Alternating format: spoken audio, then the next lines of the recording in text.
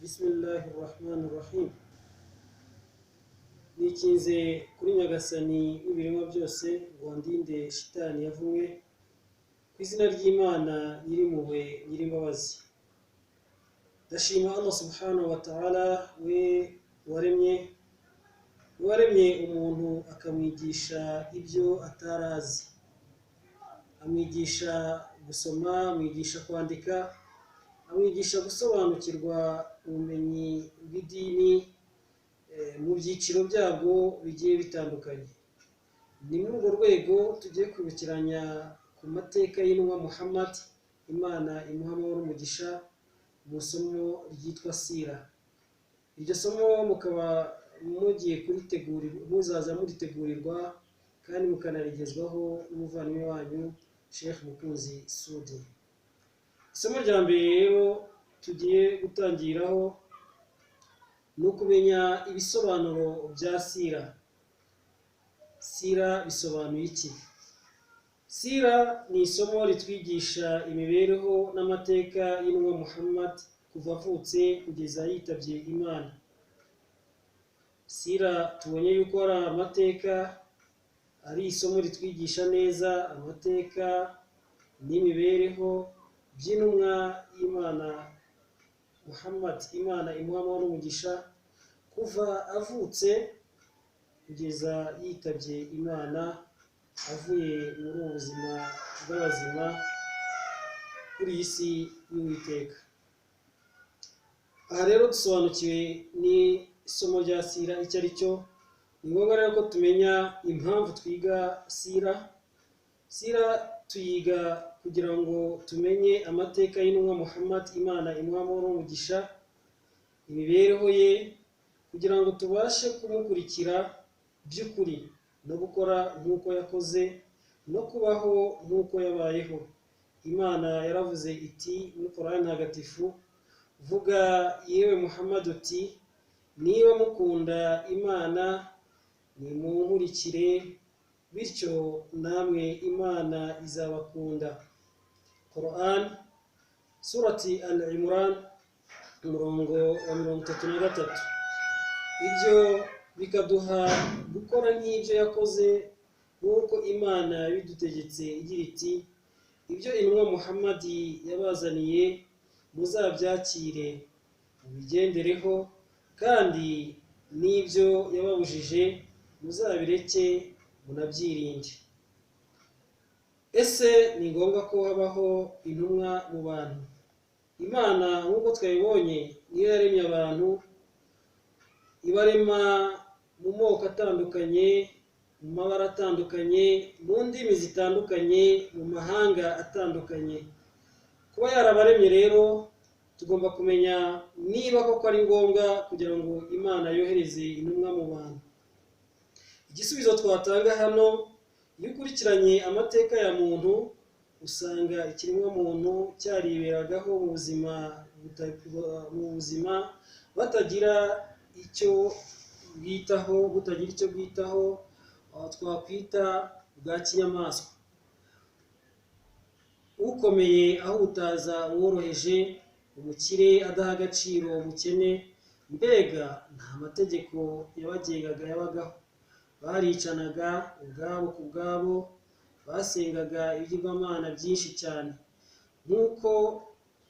Nuko kubera impuhwe z'Imana ku biremwa yohereza intumwa kugira ngo zize zikura abantu mu mwijima babagamo, zibashyira mu mucyo wo kumenya Imana yo yaremye byose, ishobora byose, no kureka gusenga no kwambaza ibigirwamana.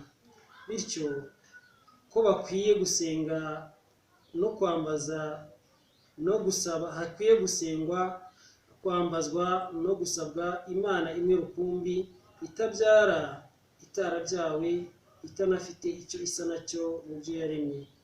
Intumwa rero zoherejwe zije gukemura ibibazo byinshi mu mibereho ya muntu, ari byo kumenyesha abantu umumenyi wabo n'impamvu baremwe. Imana yaravuze iti, niyo wabajije uti ninde waremye ijuru n'isi, baravuga bati ni Allah. Uvuga uti ishimwe n'ikuzo ni iby'Imana, ariko abenshi muri bo ntibabizi. Quran surati Luqman umurongo wa 25. Imana none ikongera ikavuga iti rwose nta kindi naremeye abantu ndetse n'amajini uretse ko ari ukugira ngo bansenge. Umurongo tuwusanga muri surati Adhariyat aya ya 56.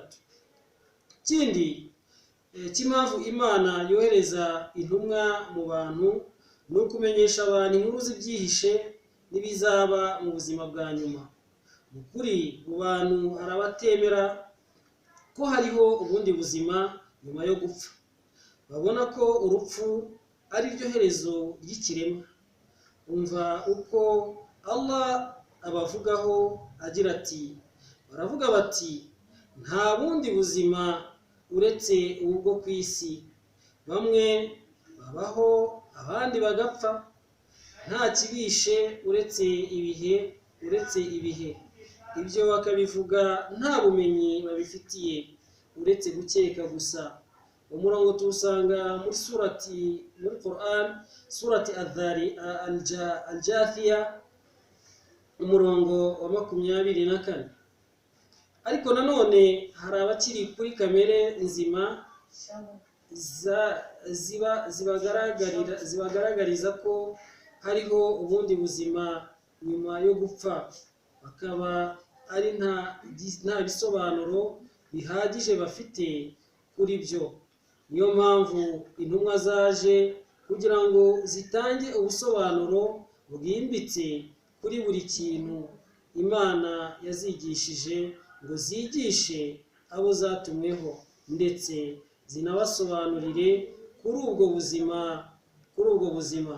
Intumwa zoherejwe kandi kugira ngo zikosore ibyari bifutamye mu mico yaranze ikiremwamuntu, kuko iyo hacagaho igihe ari nta ntumwa yoherejwe, abantu bahinduraga ibyabaga byarazanywe bikanigishwa n'intumwa zabanje, maze ubuyobe bukagaragarira buri wese ushishoza. Ibangikanyamana rigasimbura iyobokamana ry'ukuri, ikinyoma kigasimbura ukuri, ikibi kigasimbura icyiza, gutyo. Birumvikana rero neza ko intumwa zoherejwe kugira ngo zigarure abantu ku murongo mwiza, kuri kamere Imana yabaremyemo. Imana yaravuze iti rwose abantu bari bamwe mu kwemera, nuko bamwe baza guhakana, maze Imana yohereza intumwa ngo zibahe inkuru nziza y'ijuru. Uzakora neza akirinda ubuyobe ko azahabwa ijuru. Zinatange umuburo ko hari umuriro uzigomeka wese. Iboherezanya n'ibitabo kuri kugira ngo bibafashe kwigisha abantu ibyo batavugagaho rumwe, kandi ibyo batavugagaho rumwe ari ibyo bari barahawe. Nyuma yo kugerwaho n'ibisobanuro bihagije barigomeka, maze Imana iyobora abemeye ku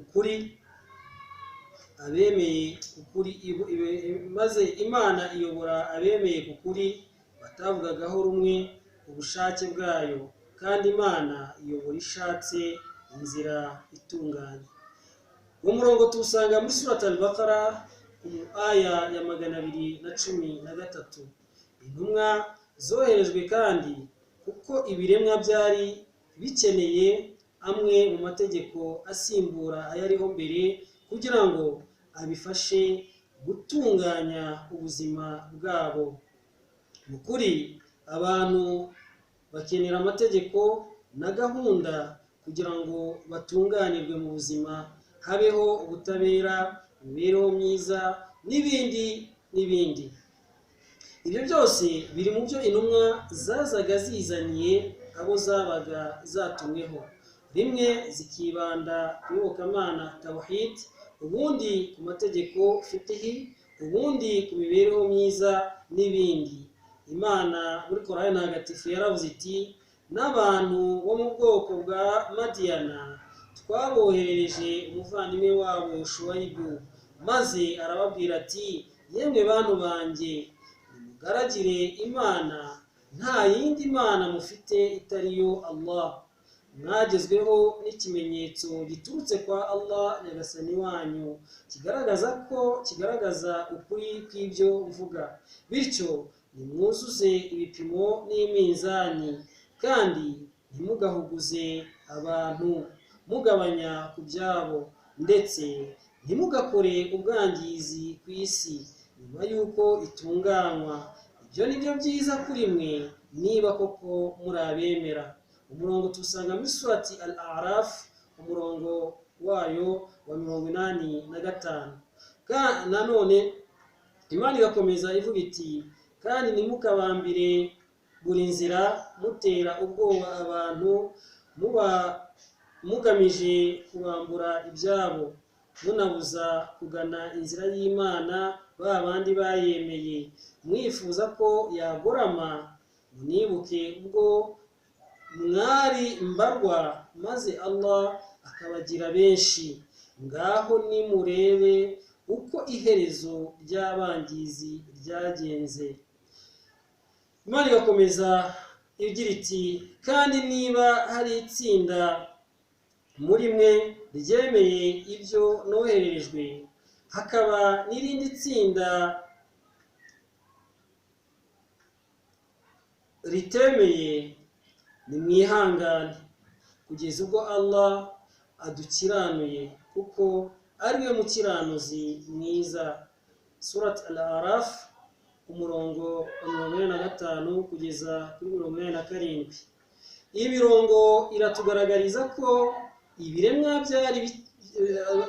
abantu bari bakeneye amategeko yabafasha gutunganirwa na gahunda zo ku isi n'izejo ku munsi w'imperuka. Hari nanone gusenga Imana imwe no kwirinda kwibangikanya, kwemera Imana bidasubirwaho bitanashidikanywaho, hifashishijwe ibimenyetso bitandukanye bigaragaza ukubaho kw'Imana n'ubuhambare bwayo. Izo zose ni impamvu zatumye Imana nyagasani yohereza intumwa mu bantu. Nanone ikindi harimo nanone muri izi mirongo kuzuza ibipimo hirindwa amahugu ayo ari yo yose, kwirinda nanone ubwangizi ku isi nyuma y'uko Imana yohereje intumwa zije kwigisha uko isi yatunganywa, kandi ko ari nacyo abantu bashyiriwe hano kuri iyi si, wari ukugira ngo batungane banatunganye. Nanone impamvu zatumye Imana nyagasani yohereza intumwa mu bantu ni ukumenya gushishoza, no kwigisha abantu kumenya gushishoza no gutoranya ibyiza byafasha umuntu kunezerwa hano muri ubuzima bwo ku isi no ku munsi wa nyuma, kuziririza kubambira amayira hagamijwe ihohotera no kwambura abantu ibyabo. Byose intumwa zaje zibiziririza zihawe itegeko n'Imana nyagasani kugira ngo zigishe abantu umurongo uboneye, nta wuguza mugenzi we, nta uhohotera, nta wambura iby'abandi ku ngufu. Kubuza abantu nanone gutera ubwoba bagenzi babo mu nzira iyo ari yo yose, kubuza abantu kuvana no gukumira abayobotse mu nzira bahisemo, kuzirikana imbabazi n'impuhwe za Allah ku bantu ubwo bari bake, hanyuma akabongera bakororoka bakaba benshi, ndetse akaba anatanga intsinzi atitaye ku bwinshi bw'abakora amakosa, akayiha abake beza. Kwihangana cyane mu bijyanye no kwemera, ukazirikana ko Allah ari we uyobora, maze akazi kawe kakaba kubwiriza ibyiza no kubuza ibibi, kandi ukihanganira abatarumva cyangwa ngo bakurikire ibyo wabahamagariye, ukabihanganira, ugakomeza kubabanira neza, ubwihangane, imico myiza, ubagirira neza, ubundi ugategereza itegeko ry'Imana. Birashoboka ko igihe ari igihe Allah yazabafungurira inzira bakayoboka. Ibyo ni bimwe mu ncamake dusanze muri iriya mirongo yo muri Surat Al-Araf twabonye guhera kuri 85 kugera ku 87, itwereka neza impamvu intumwa zaje hano kuri iyi si, zije gutunganya ikiremwa muntu, zereka abantu inzira itunganye, inzira inoze, inzira igana ku Uwiteka Allah subhanahu wa ta'ala, inzira ibaha kunezerwa haba hano muri ubuzima bwa hano kuri iyi si ndetse no mu buzima bw'ejo ku munsi w'imperuka, ubwo uzatunganya akanatungana azagira iherezo ryiza, agahabwa ijuru ry'Uwiteka Allah subhanahu wa ta'ala. Aha rero niho dusoreje isomo rya mbere rya sira. Ubutaha tukazarebera hamwe isomo rya kabiri ku byo intumwa n'abahanuzi baje bigisha n'ibyo bahuriyeho bose. Mukaba mwariteguriwe kandi mwarigejejweho n'umuvandimwe wanyu Sheikh Mukunzi Sudi. Mbifurije kugomeza kugubwa neza, mugire amahoro y'Imana kandi murakoze. Wassalamu alaikum wa rahmatullahi wa barakatuh.